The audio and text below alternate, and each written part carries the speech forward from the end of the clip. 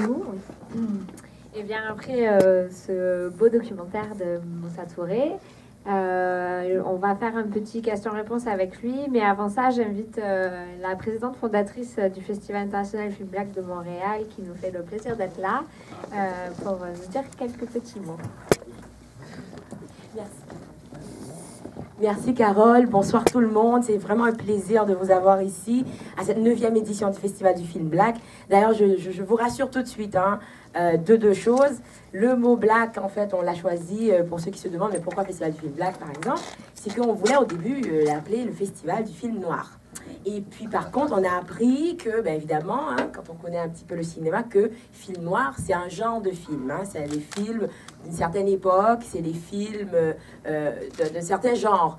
Donc, ce serait de la mauvaise représentation que de dire film noir et qu'on tombe sur les films de Moussa Touré, par exemple.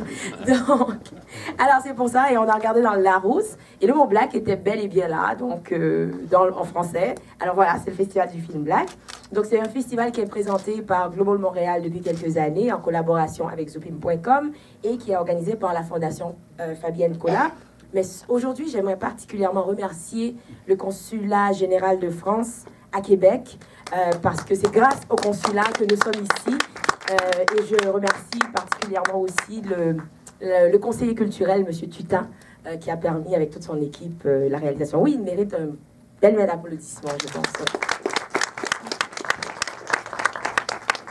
Alors voilà, donc je vais vous passer Moussa, mais juste avant, j'aimerais vraiment vous remercier de votre présence à tous et de vous dire que le festival continue jusqu'au 29 septembre. Et comme vous aimez les discussions très animées et très intéressantes, je pense qu'on en a une pour vous le samedi 28 septembre, ici même, sur la représentativité de la diversité sur les écrans québécois. Mais avant, on va passer à un film noir et blanc couleur qui vient de la France.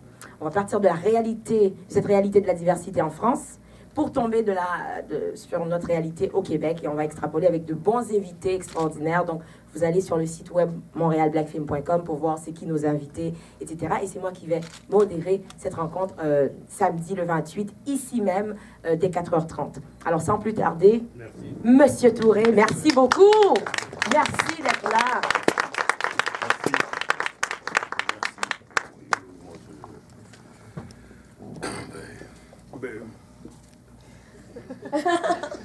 En fait, ce que je peux oser juste dire, c'est qu'après ce film-là, après ce film-là, ce village-là, il a vraiment bien changé. Ça veut dire, il s'est avéré que le socialiste, il est devenu le maire Azoté. Et puis ces jeunes filles-là, cette fille qui parlait de son père, là, elle est devenue l'adjointe du maire. Elle est sortie avec, elle sort maintenant avec son homme, c'est l'autre là, c'est le Malien là. Tout a chamboulé et puis les femmes maliennes sont là-bas. Moi je suis retourné, bon c'était quand même assez chaud quand j'ai fait la première projection là-bas.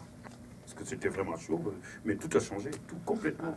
Et le maire, il est devenu vraiment un pote à moi, on fait la fête très souvent quand il est à Barcelone.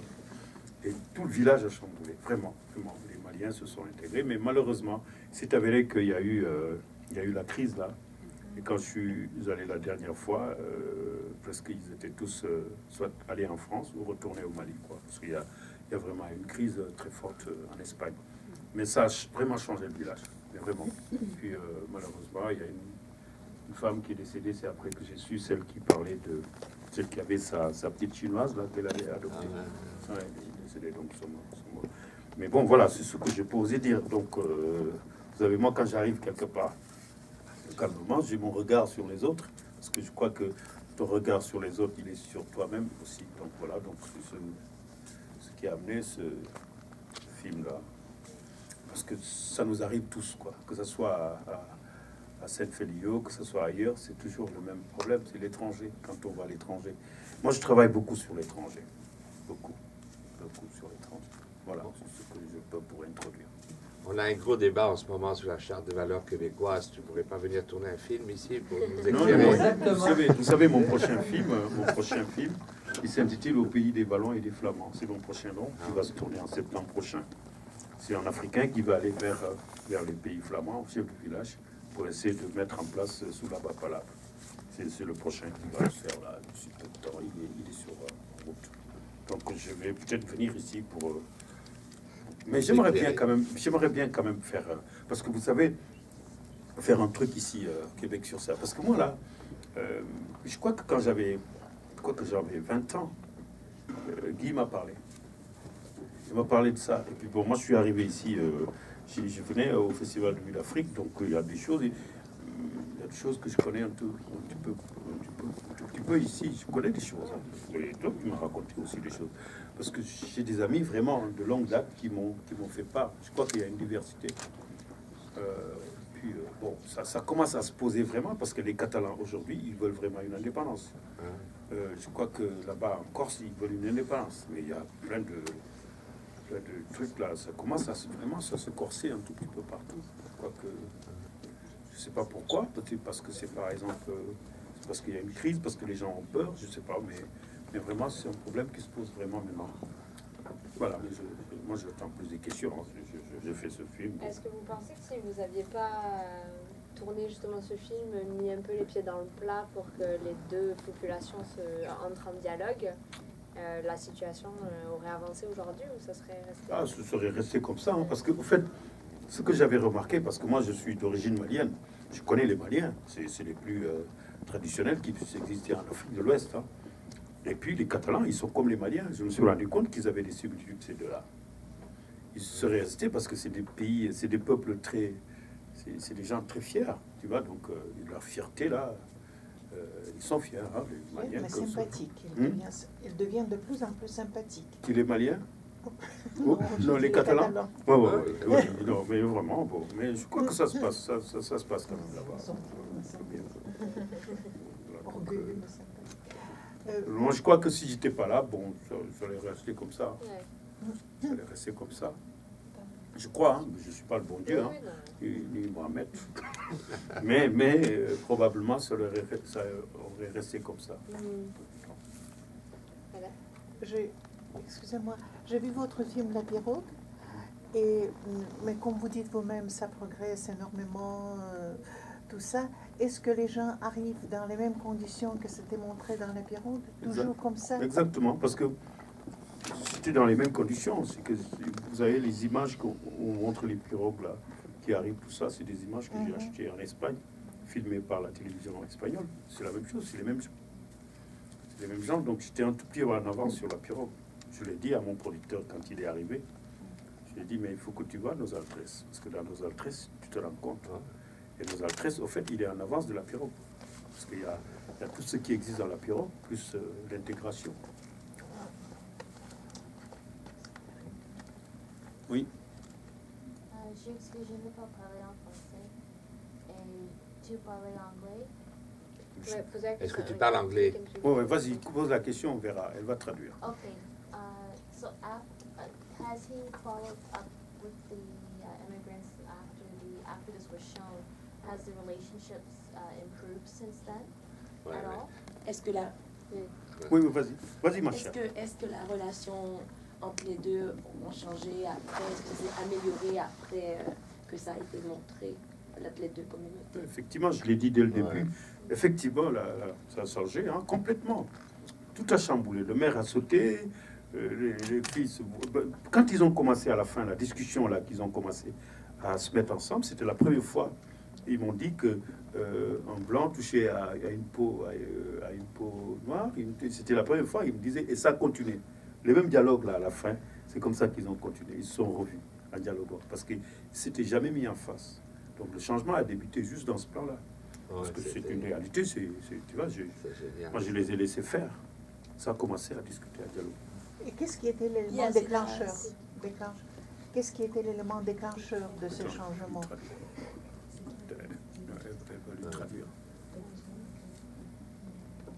En fait, oui, c'est... Ouais, alors l'élément déclencheur. Au fait, l'élément déclencheur, c'est moi. Moi, je déclenche, hein. Je rigole, il sait que je fais déclencher. Hein. Pourquoi, Moussa, vous êtes allé là-bas pour essayer de... Non, je ne suis pas allé là-bas pour essayer. Vous savez... Qu'est-ce qui vous a poussé à... Vous savez, moi, je suis là, par exemple, là. Quand j'étais à votre festival, là, tu vois, à l'ouverture, j'ai rencontré des autochtones. Ça a été tout le temps un rêve de les rencontrer. Donc il y a quelque chose qui est en train de se façonner. Donc si on me dit demain, c'est vrai qu'il y a toujours des antécédents.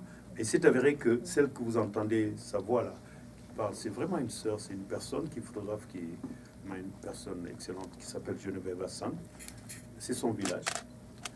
Et donc moi j'ai fréquenté un festival pendant 15 ans et puis il m'a dit Moussa, t'es jamais venu voir ma famille alors que tout le monde parle.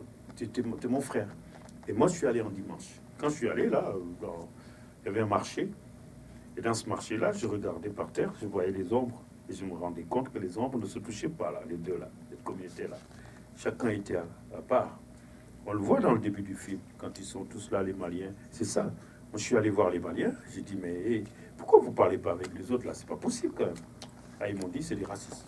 Et puis, à 13h, je devais déjeuner avec la maman de Geneviève. Et en déjeunant, je lui ai dit, maman, tu sais, les Africains, là, ils m'ont dit que vous êtes des racistes. Ça a pété. Donc, ça a commencé comme ça. Et puis, petit à petit, je suis revenu là-bas. Parce que les Maliens, quand même, c'est des gens très méfiants, comme les Catalans. Et c'est comme ça que, quand je suis revenu voir les Maliens, j'ai rencontré Demba. Parce que lui, il était plus ouvert. Mais les autres, ils étaient réticents. Et donc, c'est comme ça que je suis resté. Et puis, je suis revenu. Je suis resté 15 jours avec eux. Et puis après, pour un mois, pour tourner avec eux. Voilà ce qui a déclenché la chose. Mais ça se déclenche toujours. Une personne peut faire beaucoup de choses. Hein. Ouais. Ah, ça c'est clair, hein, parce qu'au fait, il y a un film, moi, que j'ai fait, c'était mon premier documentaire qui s'appelle Poussière de ville. J'ai déclenché, j'étais avec des enfants qui n'avaient jamais vu, qui avaient plus vu leurs parents pendant 8 ans. J'ai fait une enquête en tournant avec eux. Moi, je faisais une enquête parallèle et à la fin du film, je les ramène. Parce qu'au fait, moi j'ai participé à beaucoup de documentaires hein, en tant qu'électro au niveau de l'éclairage. Et tu sais, dans mon éclairage, là, dans mon coin, je réfléchissais toujours par rapport à ces gens-là. Je disais, mais attends, ils viennent filmer les gens et puis ils partent. Ces gens leur donnent ce qu'ils ont. Et puis ils s'en vont. Je crois que le documentaire, comme que nous allons dans la réalité, je crois qu'il faut être, il faut être un acteur aussi. Parce que si quelqu'un se met en face de toi pour te parler, pour te donner ce qu'il a, ce qu'il a dans son cœur, ce qu'il a, mais bon, je crois que il faut quand même... il te le donne pourquoi? Il te le donne pas comme ça, tu vois. Je crois qu'il faut donner aussi. En général, moi je crois que c'est pas mal de films où je suis dedans, au vrai sens du mot. Et puis je ne peux pas être en dehors de quelque chose, moi, quand je ne peux pas. Je ne suis pas un voyeur. Je ne vois pas pour juste partir. Je ne sais pas comment l'expliquer, mais moi, je suis avec les gens. C'est pour cela que j'aime le documentaire. Pour cela, j'aime... Oui. Comment les Catalans, comment vous les sélectionnez, tous ces gens-là qu'on a vus dans des rencontres fortuites ou Vous savez, en premier temps, je suis allé voir les mamans. Parce que, au fait, moi, j'aime bien les vieilles femmes. Je suis allé là-bas. C'est elle. Parce que la maman de Geneviève, c'est une vieille dame. C'est elle qui a le chien, là. C'est cette femme-là qui a 60, je sais pas, qui est très belle. Magnifique, quoi. Donc, c'est elle que j'ai, en premier, c'est elle que j'ai contactée. Elle m'a introduit parce qu'ils ont une association. C'est là où je suis parti. Et à partir de ce moment, bon, quand j'ai vu les dames, les hommes étaient plus réticents.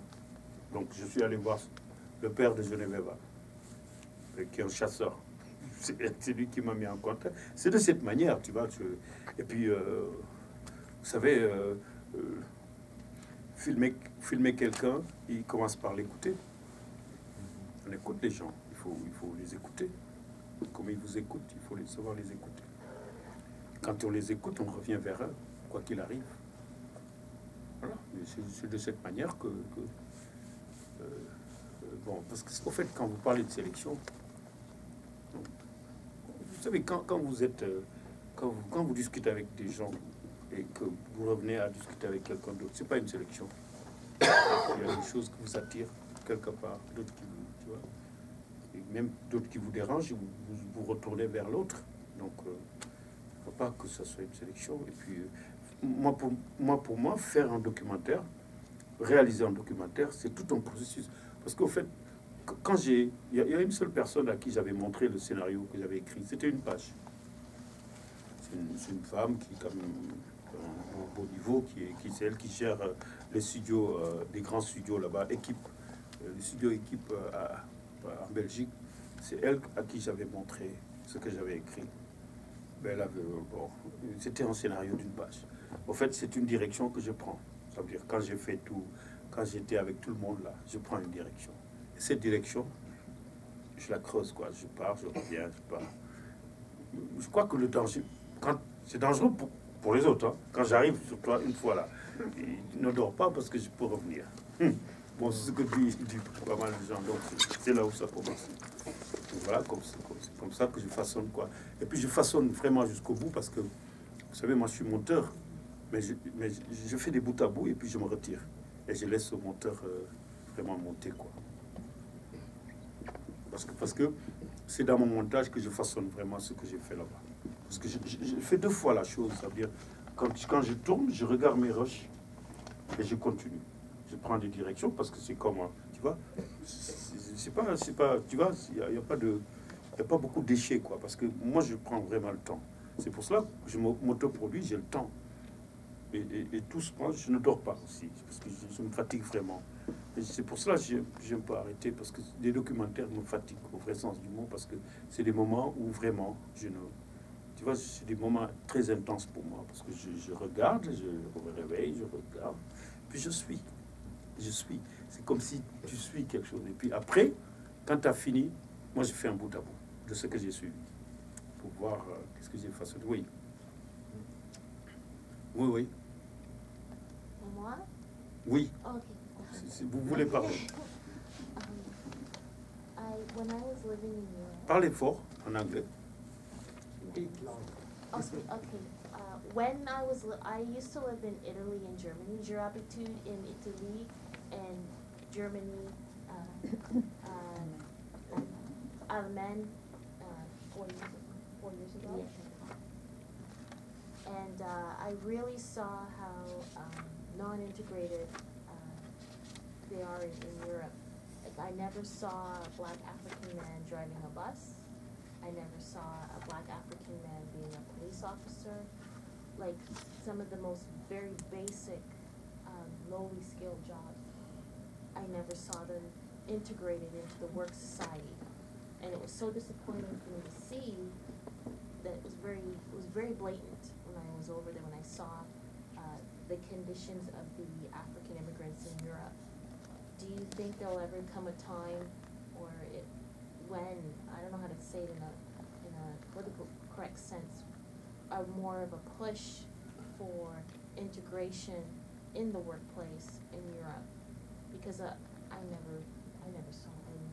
Besoin de traduction? Oui, vas-y, fort. Donc, c'est ça, il y a 4 ans, elle a vécu en Italie, en Allemagne, et ce qu'elle n'a jamais vu, c'est l'intégration, la pleine intégration des hommes, surtout de descendance africaine, dans ces pays-là. Jamais, même dans les travaux non professionnels ou l'école bleue, si on veut, conduire les autobus ou même être policier. Et donc, sa question, c'est: est-ce que vous croyez qu'il viendra un temps, pour elle c'était tellement flagrant, et donc croyez-vous que viendra un temps où est-ce qu'il y aura une meilleure intégration en Europe?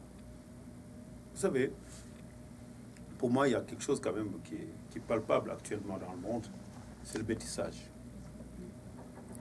Il y a un métissage quand même tellement fort dans ce monde-là, parce que même les autres qui disent que c'est les autres qui doivent s'intégrer, ils sont métissés. On se rend compte quand on parle avec quelqu'un, on se rend compte de son métissage.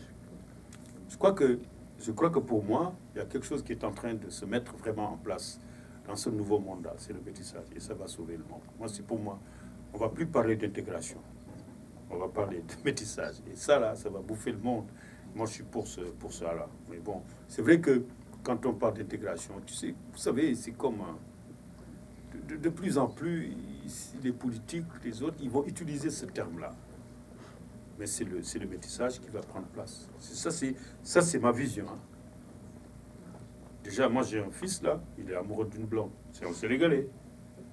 Je risque d'avoir un petit blond, là, à la maison. Alors que nous sommes des Maliens, nous sommes métissés déjà. Nous sommes Maliens, Guinéens, Sénégalais et Gambiens. Donc, c'est du métissage. Mais lui, il va nous amener du palpable, probablement, mais en couleur, tu vois. Et là, on va plus rien, on va pas parler de déclaration à la maison, non. Donc je crois que ça commence vraiment à se mettre en place dans le monde. Ça, c'est mon avis. C'est mon avis. Ça, il faut qu'on s'attende à ça. Ça va être une longue bataille, l'intégration, tout ça. On va écrire, tout le monde va profiter d'une situation. Que ce soit l'individu qui est là dans la rue, que ce soit le politique, on va s'emmerder avec des titres et des termes. Mais attention, il y a quelque chose qui est en train de nous arriver.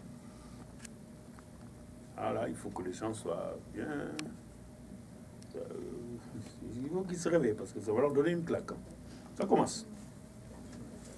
Déjà chez nous, je vous donne un exemple.